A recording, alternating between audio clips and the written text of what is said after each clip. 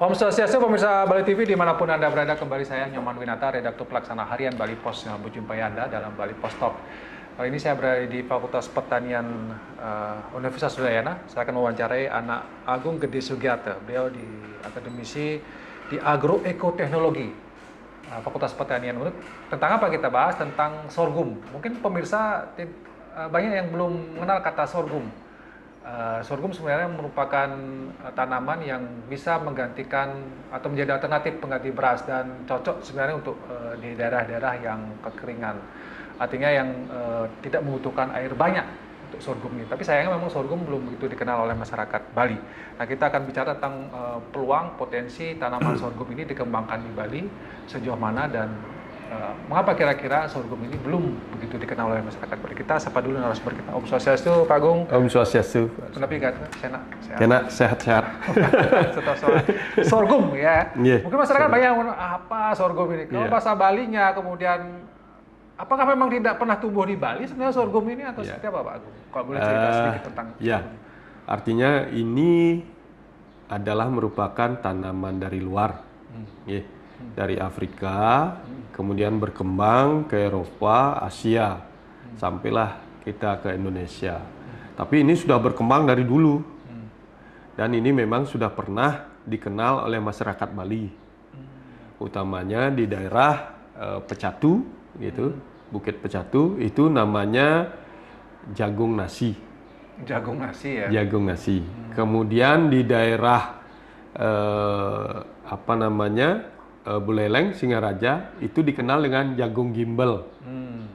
Karena dia seperti beras tapi agak menyatu gitu. Kalau beras dia jatuh malainya, kalau ini menggumpal ya, sehingga disebut gimbal ya gitu. Jagung gimbal. Jadi orang menyebutnya di Buleleng itu jagung gimbal. Gitu. Jadi sebenarnya bukan bukan tanaman baru ya sebenarnya, sudah paling berkembang. Nah, kenapa kira-kira yang menjadi penyebab orang Bali seakan-akan melupakan sorghum? Artinya tidak melupakan ya. Kita kembali ke masa lalu ya. Ketika tahun 1986 di Orde Baru gitu, itu kita swasembada beras. Akhirnya Bapak Presiden, masyarakat Indonesia harus mengenal semua beras. Jadi digantikanlah. Jadi ada yang di Papua, saudara kita di Papua, dari sagu diberikan beras. Kemudian di Maluku juga seperti itu, dari sagu diberikan beras. Sulawesi sebenarnya sudah lebih banyak ini. Kemudian diberikan beras. Akhirnya lidahnya mereka kembali ke beras. NTT dan NTB itu jagung. Ya. Kembali ke beras. Akhirnya karena semua menyukai beras gitu, ini terlupakan gitu. Ya, terlupakan dia sorghum ini. Sorghum terlupakan. Sekarang setelah dikembangkan oleh Cina, Jepang gitu, dengan sorghum manisnya dan banyak manfaat gitu, baru kembali kita meneliti seperti ini gitu. Baru mengingat kembali. Mengingat gitu. kembali. Berarti dilepas dari kebijakan pemerintah waktu itu ya, yang beralih dari tanaman-tanaman makanan-makanan sebenarnya lokal ke beras. Tapi kalau boleh cerita sebenarnya apa kelebihan dari sorghum ini dibandingkan dengan tanaman yang lain, padi atau jagung dan lain sebagainya? Sebenarnya kita berbicara lebih awal dulu ke energi terbarukan dulu ini, sebelum dia menjadi bahan pangan ini. Sebenarnya dulu kita ketakutan akan kehabisan bahan bakar dari fosil. Akhirnya dicoba beberapa tanaman. Salah satunya mungkin saya sudah informasikan itu adalah tanaman jarak dan kemiri Sunan. Itu merupakan tanaman tahunan. Akhirnya setelah dicoba, ada enggak kandungan bioetanol dalam biji sorghum? Ternyata ada. Ternyata itu ada. Nah, akhirnya dari Batan dulu, Badan Tenaga Atom Nasional gitu, justru dari bijinya diambil. Biji sorghum untuk diambil bioetanolnya sebagai bahan energi terbarukan. Karena umurnya lebih simpel, lebih singkat, itu bisa 105 hari, katakanlah 3 bulan. 3 bulan 3 bulan sudah bisa panen. dipanen. Kemudian bisa diratun lagi 2 kali. Oh. Jadi disisakan 10 cm dari perakarannya, dipotong itu. Kan diambil biji sama batang. Nah, kemudian tumbuh lagi. Tumbuh lagi ya? Ya, tapi yang bagus itu adalah 2 kali setelah ratun. Yang pertama dan yang kedua. Yang ketiga biasanya agak, Walaupun bisa sebenarnya. sebenarnya bisa. Tapi nggak begitu bagus. Iya, tidak begitu bagus. Iya. Jadi sebenarnya dulu sorghum dikembangkan untuk itu, cari bioetanolnya. Iya, bioetanol sebenarnya. Energi terbarukan Energi sebenarnya. terbarukan. Itu yang diteliti oleh Badan Tenaga Atom Nasional. Mungkin sekarang BRIN ya, Badan Riset Nasional. Badan riset. Ya, sedangkan saya selaku peneliti justru batang ini saya melihat sama dengan jagung, sama dengan tebu gitu, mempunyai kadar air yang tinggi. Nah, saya manfaatkan batang ini, itu yang saya teliti untuk apa ya? mencari bioetanolnya. Oh, bioetanol juga ya? Ya, karena dulu dimanfaatkan sebagai bahan makanan ternak. Ya, ya, ya. Ya, tapi saya teliti dari kandungan itu, dari sorghum manis, sorghum lokal, dan introduksi dari Jepang, ternyata sorghum manis inilah banyak mengandung bioetanol. Di situ bisa diolah, difermentasi menjadi bioetanol. Berarti batangnya bisa dipakai? Bisa dipakai. Bijinya Bisa dipakai. jelas bisa dipakai. Jelas bisa sebagai bioetanol dan sebagai bahan baku bahan pangan. Bahan pangan. Bahan pangan. Bahan pangan untuk apa biasanya? Kalau tidak salah, saya dengar bisa menjadi pengganti gandum katanya. Apakah sama kualitas dengan gandum sebenarnya, Pak? Artinya begini, dia dipakai sebagai beras gitu ya, pengganti beras. Jadi sudah dimanfaatkan sebagai nasi goreng gitu ya, tapi ini dari sorghum. Nasi sorghum. Kemudian tepungnya, tepung sorghum itu, ya, cuma dia tidak kurang mengembang, tapi gurih. Gurih ya? Gurih dia, menjadi gurih. Kriuk dia jadinya.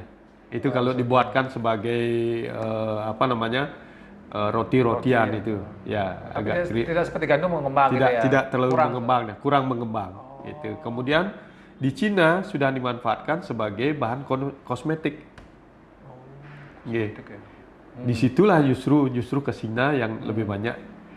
Dan yang kita kenal selama ini adalah beberapa orang-orang yang waktu COVID saya ketemu dengan beliau-beliau ini karena hotelnya artinya tidak maksimal operasionalnya, tidak ada tamu, dia kembali ke pertanian.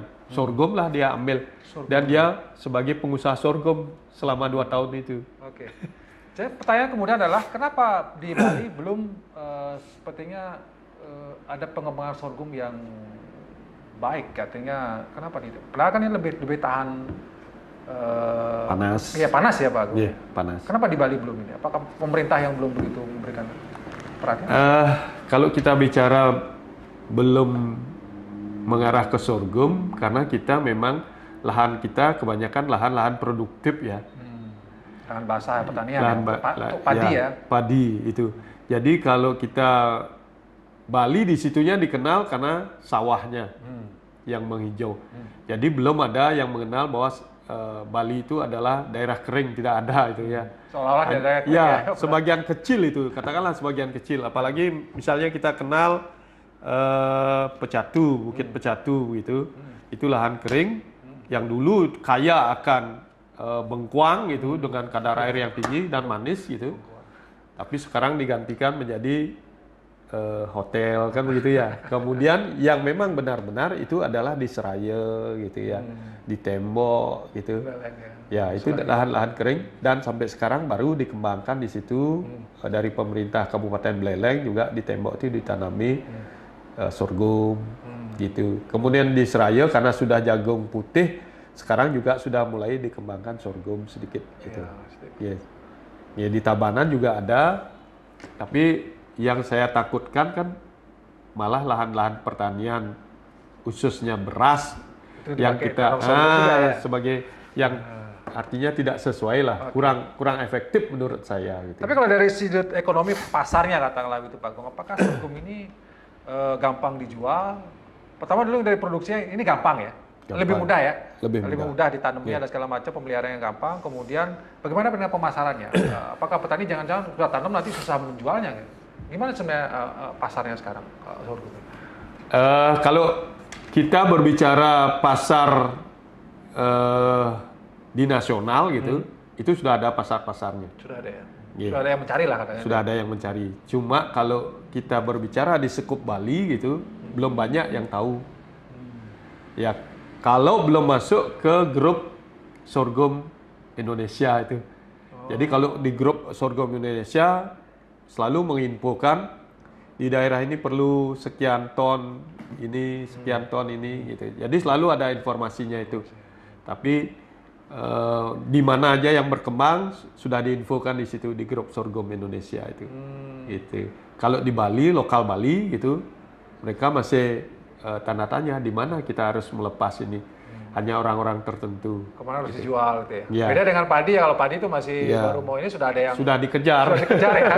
Tapi kalau sorghum belum. Yeah. Kira-kira menurut Pak Agung gimana ke depannya? Apakah sorghum ini memang bagus, layak, dan bisa dikembangkan atau jangan hanya jadi wacana saja sampai gimana? Kuncinya kan peran pemerintah memang. Kalau tidak ada kebijakan dari pemerintah dan itu ditetapkan oleh presiden, mungkin kepala daerah tidak akan ke sorghum gitu. Tapi sudah ditetapkan oleh pemerintah, katakanlah Presiden Jokowi pada tanggal 2 Juni 2022, NTT giatnya akan sorghum semakin banyak, lokal juga dikembangkan, sorghum manis juga dikembangkan di situ. Kemudian sampai yang terbaru pun dikembangkan di sana. Kemudian NTB di Sulawesi, nah, itu sudah dikembangkan. Di Jawa Tengah, Jawa Timur, bahkan nanti akan ada itu masuk introduksi sorghum dari Jepang, sorghum manis. Itu untuk di wilayah Sumatera. Proyeknya Jepang itu di Sumatera. Ya, sedangkan nasional kita sementara ini memanfaatkan sorghum untuk di 1 juta hektar lahan gambut yang ada di Kalimantan itu, yang tidak bisa ditanami, sekarang ditanami padi di situ sama sorghum. Ya, supaya optimal lah. Itu. Jadi lahan-lahan yang memang tidak produktif atau lahan marginal lah, itu diisi dulu gitu. Jadi kalau di Bali mau dikembangkan, pakailah lahan yang tadi yang marginal, yang memang jangan dirubah sawahnya.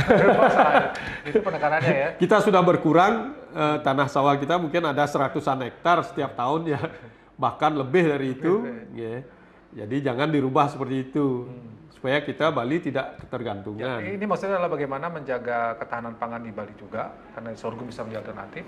Tapi dari petani juga bisa mendapatkan manfaat dengan menggunakan lahan-lahan kering mereka yang selama ini susah diolah gitu, Pak. Bisa saling menguntungkan.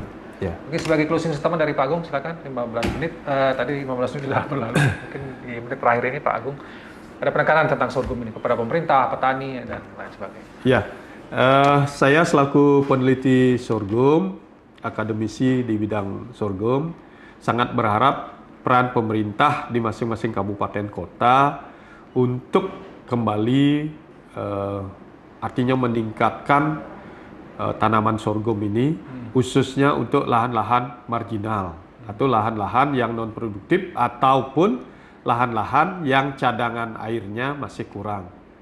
Nah, itu yang saya inginkan. Kemudian kalau bisa dengan pengembangan itu baru kita akan beralih ke proses bagaimana masyarakat bisa mengkonsumsi sorghum itu kembali gitu.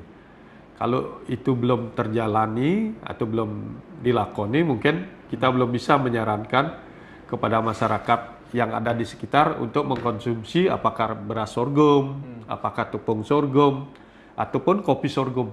Baik, demikian tadi wawancara saya dengan Pak Agung Sugiarto dari Fakultas Pertanian UNUD tentang potensi sorghum. Mudah-mudahan ini menjadi perhatian pemerintah dan masyarakat di beberapa tempat di daerah Bali yang tanahnya kekeringan, ya termarginalisasi karena kadang susah untuk ditanami, bisa beralih ke sorghum ya Pak Agung ya. Terima kasih atas perhatiannya. Saya tutup dengan promo Santi, Om Santi Santi Santi. Sampai jumpa.